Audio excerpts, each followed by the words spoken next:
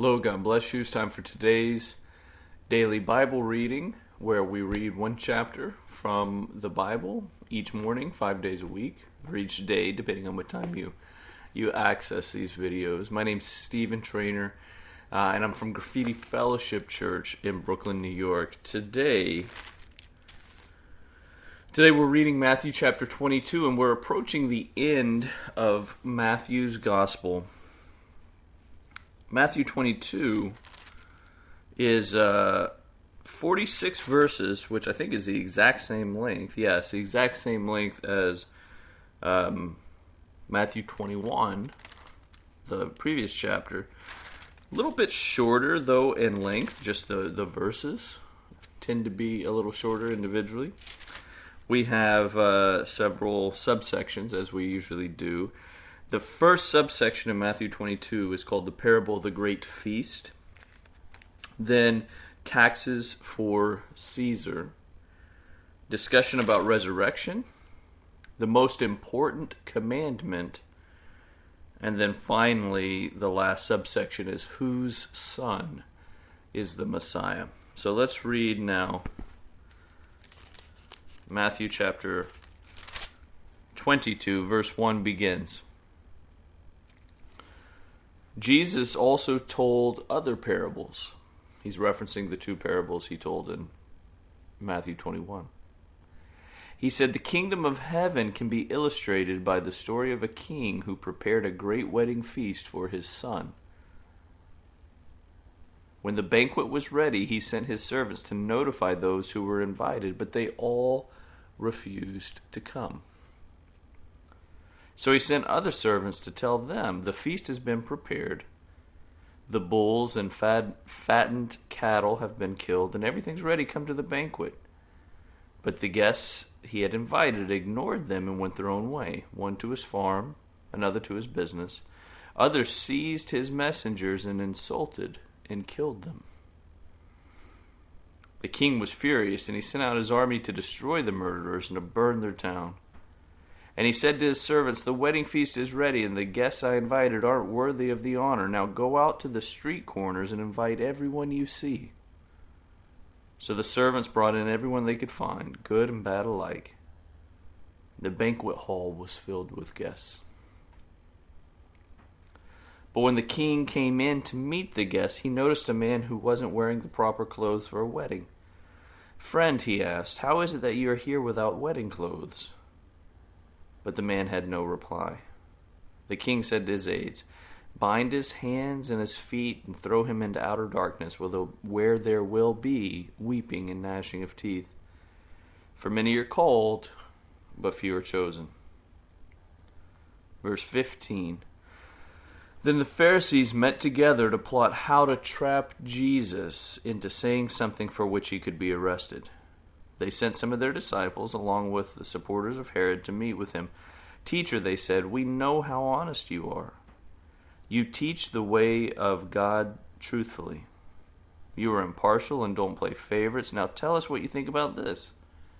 Is it right for us to pay taxes to Caesar or not?" But Jesus knew their evil motives. "You hypocrites," he said, "why are you trying to trap me? Here, show me the coin used for the tax." And when they handed him a Roman coin, he asked, "Whose picture and title are stamped on it?" "Caesar's," they replied. "Well then," he said, "give to Caesar what belongs to Caesar, and give to God what belongs to God." His reply amazed them, and they went away. That same day, Jesus was approached by some Sadducees, religious leaders who say there is no resurrection from the dead. They posed this question, "Teacher, Moses said if a man dies without children, his brother should marry the widow and have a child who will carry on the brother's name. Well, suppose there were 7 brothers. The oldest one married and then died without children, so his brother married the widow. But the second brother also died, and the third brother married her. This continued with all 7 of them. Last of all, the woman also died. So tell us, whose wife will she be in the resurrection? For all 7 were married to her." Jesus replied, "Your mistake is that you don't know the Scriptures and you don't know the power of God. For when the dead rise, they will neither marry nor be given in marriage. In this respect, they will be like angels in heaven. But now, as to whether there will be a resurrection of the dead, haven't you ever read about this in the Scriptures? Long after Abraham, Isaac, and Jacob had died, God said, I am the God of Abraham, the God of Isaac, and the God of Jacob. So he is the God of the living, not the dead. When the crowds heard him, they were astounded at his teaching. But when the Pharisees heard that he had silenced the Sadducees with his reply, they met together to question him again. One of them, an expert in religious law, tried to trap him with this question, Teacher, which is the most important commandment in the law of Moses? Jesus replied, You must love the Lord your God with all your heart, all your soul, and all your mind. This is the first and greatest commandment. A second is equally important. Love your neighbor as yourself. The entire law and all the demands of the prophets are based on these two commandments. Verse 41. Then, surrounded by all the Pharisees, Jesus asked them a question. What do you think about the Messiah? Whose son is he? They replied, He's the son of David. Jesus responded, Then why does David, speaking under the inspiration of the Spirit, call the Messiah my Lord? For David said, The Lord said to my Lord, Sit in the place of honor at my right hand until I humble your enemies beneath your feet. Since David called Messiah my Lord, how can the Messiah be his son? No one could answer him, and after that, no one dared ask him any more questions. That's the end of Matthew chapter 22. Just a couple of things I'd like to highlight in this chapter. And I try not to give much commentary in these daily devotion videos. Sometimes just a clarifying point or two, but these videos are not designed to be a commentary. They're really just designed to be a tool to help you read the Bible daily. And so I don't like these videos to become very long, and I certainly don't want this one to become very long. But just two things I really do want to highlight. The first is back in the earlier part of the chapter, beginning in verse 11, there's a paragraph when the king has put together this great celebration, this great banquet, and the guests that he's invited refuse to come. And so he invites everyone and then finds a man there dressed improperly. We could make several videos just unpacking this parable, and we don't have time for that. But I do want to. There's something. This verse is sometimes, this portion of this parable is sometimes used to make a point, to defend a point that I don't think Jesus is making here.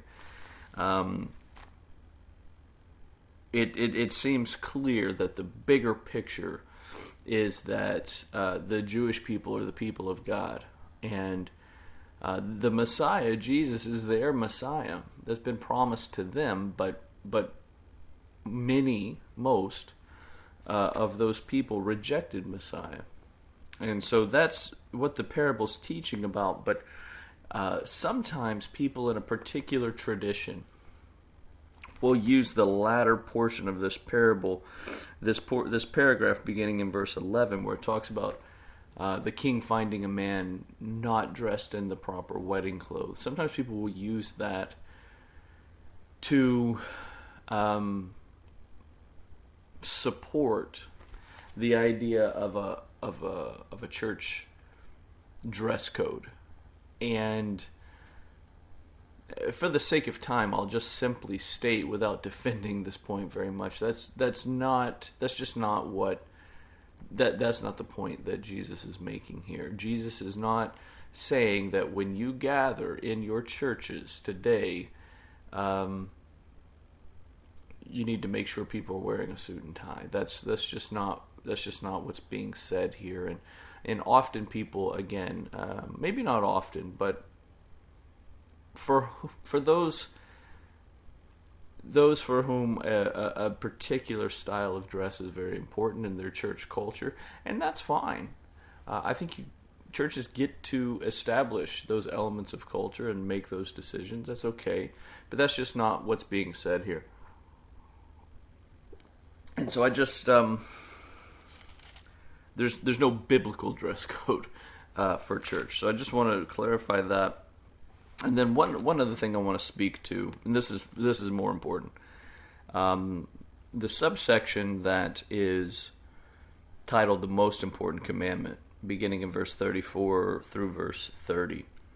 We see this in the other Gospels, and this is something that I like to teach on often. And this is really, I believe, as we seek to follow Jesus, for those of us who have made Jesus King of our lives, we are His disciple, and we just want to be like Him. This is key. This is fundamental. You see, Jesus teaches really that there's any number of good things we can do. We get to make choices, and we have the freedom to make a lot of really good choices, to do a lot of really positive and helpful things. And we have the freedom to do as many of those as we wish.